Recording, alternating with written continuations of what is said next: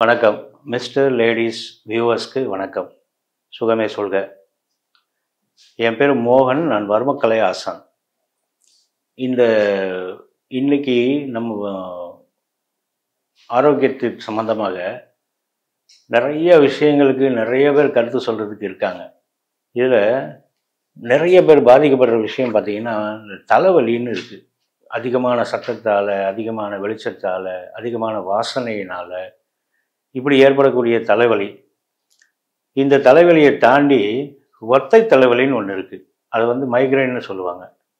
இந்த மைக்ரைனுங்கிற தலைவலி ஏன் வருதுன்னா, நம்ம உடல் 3 நாடி, வாதம் பித்தம் கபம்னு 3 நாடி வழியாக பார்க்குறோம் ஆரோக்கியத்தை. அதுக்கு பிறகு தசநாடின்னு சொல்லுவோம், அந்த மெரிடியன் வே. அந்த 10 நாடிகளை தாண்டி 108 உபநாடிகள் அப்படின்னு சொல்கிறோம். இந்த 108 உபநாடியும் 72,000 சில்லறை நாடியாக பிரியுது. அப்போது இந்த 108 வர்ம நாடியைத்தான் வர்ம மருத்துவத்தில் 108 வர்ம புள்ளிகள்னு சொல்கிறோம்.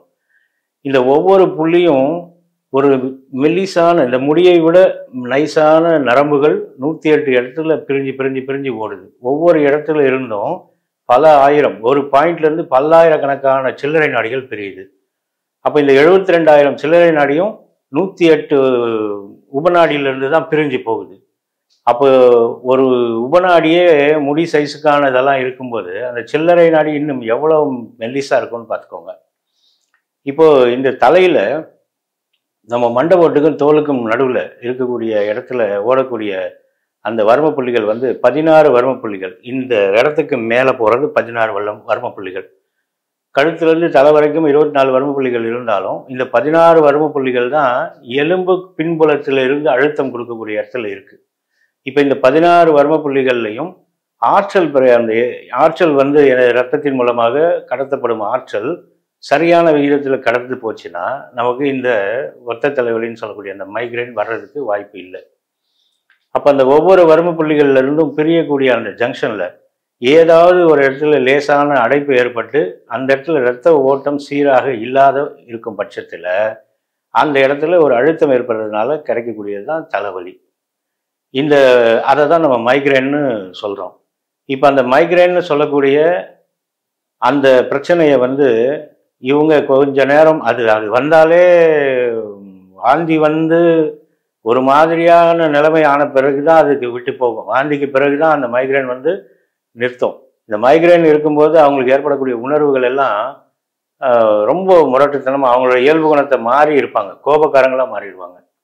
அப்போ இந்த வர்ம புள்ளிகள் 16ல் எந்த இடத்துல அடைப்பு ஏற்பட்டாலும் அந்த வர்ம புள்ளிகளில் ஆற்றல் பிரயோகம் செய்து அதை கலைச்சி விடுறது தான் வர்மக்கலை சிகிச்சையில் முக்கியமான சிகிச்சையாக இருக்குது. இதுக்கு உள்ள மருந்து அதெல்லாம் எதுவும் கிடையாது.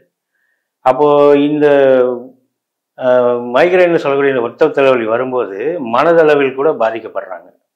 இப்போ மனதளவில் பாதிக்கப்படும் போது இந்த தலைவலியை சீர் பண்ணுறதுக்காக என்ன வேணால் செய்யலாம், அந்த மருத்துவம் பார்க்கலாம், இந்த மருத்துவம் பார்க்கலான்னு எங்கெங்கே போகிறாங்க. பல வருஷங்களாக இதால் கஷ்டப்படக்கூடியவர்கள் கூட நம்ம வர்மக்கலை சிகிச்சையில் வெறும் 3 சிட்டிங்கில் கம்ப்ளீட்டாக நல்லாகி போனவங்கலாம் இருக்காங்க. இந்த தலைவலி வரும்போது நம்ம செய்ய வேண்டிய விஷயங்கள் என்னென்னா, அதனுடைய வீரியத்தை குறைச்சிக்கிறதுக்காக சப்தம் இல்லாமல் அமைதியாக இருக்கிறதும், ஒரு அதீதமான வாசனையோ இல்லை அதீதமான வெளிச்சமோ இல்லாத ஒரு இடத்துல நாம் அமைதி காத்து இருந்தோம்னா அதோடைய வீரியம் குறையும். ஆனால் வராமல் தடுக்கிறது அப்படிங்கிறது இன்னைக்கு இருக்கக்கூடிய உணவு பழக்கத்தில் நடைமுறையில் சாத்தியக்கூறுகள் ரொம்ப கம்மி. இயற்கையான உணவு எடுக்க சொல்லி ரெஃபர் பண்ணாலும் இன்னைக்கு நாம் நினச்சாலும் இயற்கையான உணவு கிடைக்கிறது ரொம்ப அரிது. தேடி பிடிச்சி இயற்கையான உணவுகளை அதாவது இயற்கை உரம் போட்டு செய்த உணவுகளை அதிகமாக நாம் பயன்படுத்த நம்ம உடல் ஆரோக்கியம் ரொம்ப ரொம்ப மேன்மையடையும். முக்கியமாக இந்த மைக்ரைன் பிரச்சனை மனதை சார்ந்த விஷயமாகவும் இருப்பதனால உணவு பழக்கத்தால் அதை கட்டுப்படுத்த முடியுமே தவிர, உணவு பழக்கத்தால் அதை நிர்வாகம் பார்க்க முடியுமே தவிர, மருத்துவத்தால் மட்டும்தான் இதை முழுமையாக சரி பண்ண முடியும். அதுலேயும் வர்மலையில் கொடுக்கக்கூடிய வர்மக்கலை சிகிச்சையில் 100% இதுக்கான தீர்வு இருக்குது. பல 100 பேர் இங்கே நல்லாகி போயிருக்காங்க. இது சம்மந்தமாக யாராவது இருந்தாங்கன்னா நீங்கள் கீழே இருக்க நம்ம நம்பருக்கு கான்டாக்ட் பண்ணிவிட்டு அப்பாயின்மெண்ட் வாங்கிட்டு நேரில் வாங்க. இப்போ இந்த மைக்ரைனு ரொம்ப சகஜமாக சாதாரணமாக அதீதமான வலியோ இதெல்லாம் இல்லாத போது நமக்கு நாமே சரி பண்ணிக்க முடியும்.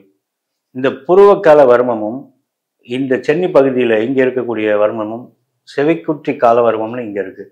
இந்த வர்மமும் கொண்டைக்கொல்லி வர்மம்ங்கிற வர்மத்தையும் நாம் சகஜமாக இங்கே பாருங்கள், இந்த விரலை வச்சு இந்த இடத்துல இப்படி 2 காது பகுதியிலையும் இந்த இடத்துல இப்படி இந்த வர்மத்தில் புருவ கால வர்மத்தில் நட்சத்திர கால வர்மத்தில் லேசாக அப்படி ஒரு அழுத்தம், கொண்டைக்கொல்லி வர்மத்தில் இப்படி கையை வச்சு இப்படி பண்ணணும். ஸோ இதை வந்து ரொம்ப ஆரம்ப கட்டத்தில் இருக்கக்கூடியவர்களுக்கு இதை வந்து அவங்களே செஞ்சுக்கலாம். ஆனால் கொஞ்சம் கிரானிக்காக இருக்குன்னு வைங்களேன், ஒரு 2 வருஷம் 3 வருஷத்து பிரச்சனையாக இருக்குது, இல்லை ஒரு 4 வருஷத்து பிரச்சனையாக இருக்குன்னு வைங்களேன், இதை வந்து யாரையாவது வச்சு செஞ்சு விடணும். அவங்க தனக்குத்தானே செஞ்சால் சரியாக வராது. அவங்களுக்கு முன்னாடி இருந்து எதிரில் நின்று ஒரு சேரில் பாதுகாப்பாக உட்கார்ந்துட்டு எதிரில் ஒருத்தவங்க நின்றுட்டு இதை செய்யணும். இதை செய்யும்போது சில வர்ம புள்ளிகளை வந்து நாம் கொடுக்கக்கூடிய அழுத்தம் கொஞ்சம் இது டீப்பாக போகும். ரொம்ப ஒரு 1/4 மாத்திரை அளவு, அரை மாத்திரை அளவுன்ற அளவெல்லாம் வச்சு அழுத்தம் இருக்குது. அதெல்லாம் வந்து ரொம்ப கிரானிக்காக இருக்கக்கூடியவர்களுக்கு எங்களை போல ஆசான்கள் செய்வோம். உங்களுக்கு நீங்களே சரி பண்ணிக்கிறதுங்கிறது ஆரம்ப கட்டத்தில், இல்லை ஒரு வருஷம் 2 வருஷமோ ஒரு 3 வருஷ காலகட்டத்தில் இருக்கக்கூடியவர்களுக்கு இந்த வர்ம புள்ளிகளை எல்லாம் ரொம்ப நிதானமாகவே ஆக்டிவேட் பண்ணலாம். இந்த விரலை வச்சு இங்கே, இந்த விரலை வச்சு இங்கே, இந்த சென்னி பகுதியில் இந்த ஆக்டிவேட் இங்கே பண்ணணும், கொண்டைக்கொல்லி வர்மத்தில் இப்படி பண்ணணும். ஸோ இந்த ஒவ்வொரு வர்ம புள்ளியும் ஒரு மீடியமாக இருக்கக்கூடியவர்களுக்கு எதிரில் நின்று இருக்கக்கூடியவர்கள் செய்யும்போது ரொம்ப சிறப்பு.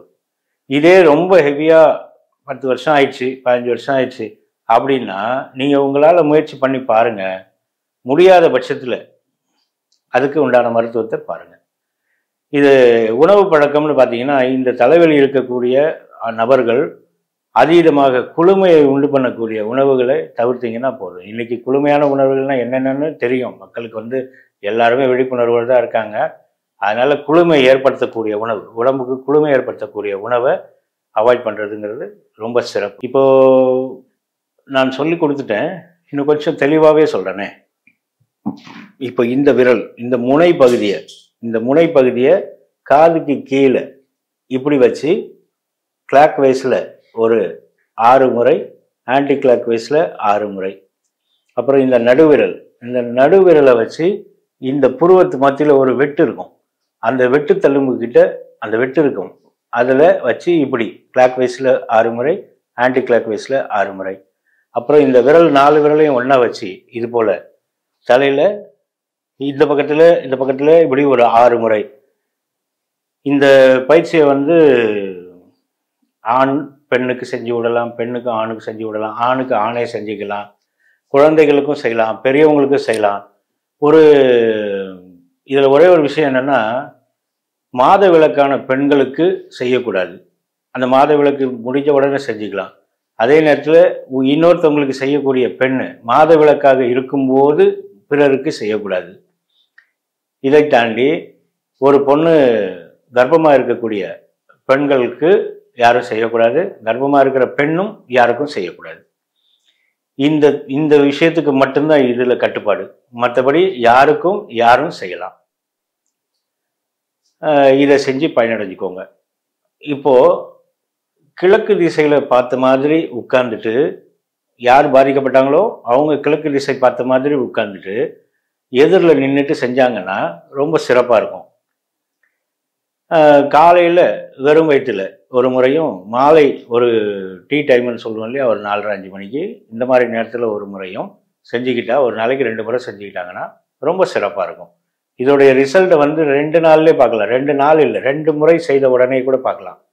அது அவங்க எடுத்து செய்யக்கூடிய அந்த இன்ட்ரெஸ்டாக எடுத்து செய்யக்கூடிய அந்த நிலையில தான் ரிசல்ட்டு ரொம்ப சீக்கிரமாக கைக்கு வரும். இப்போ நமக்கே நாம் செஞ்சுக்கிறோம் அப்படிங்கும்போது நம்ம உண்மையிலே ஆத்மார்த்தமாக ஒரு அர்ப்பணிப்போடு தான் செய்வோம். அதனால அந்த ஆத்மார்த்தமான அர்ப்பணிப்போடு நமக்கு எதிரில் இருக்கவங்க செஞ்சு விட்டாங்கன்னாலும் சீக்கிரமாக நமக்கு இந்த மைக்ரேன்லேருந்து வெளியில் வரலாம். ஸோ எல்லாருமே நோய் துன்பம் இல்லாமல் இறைவனோட அருளால் சிறப்பாக வாழணும்னு நான் வேண்டிக்கிறேன். சுகமே சொல்க.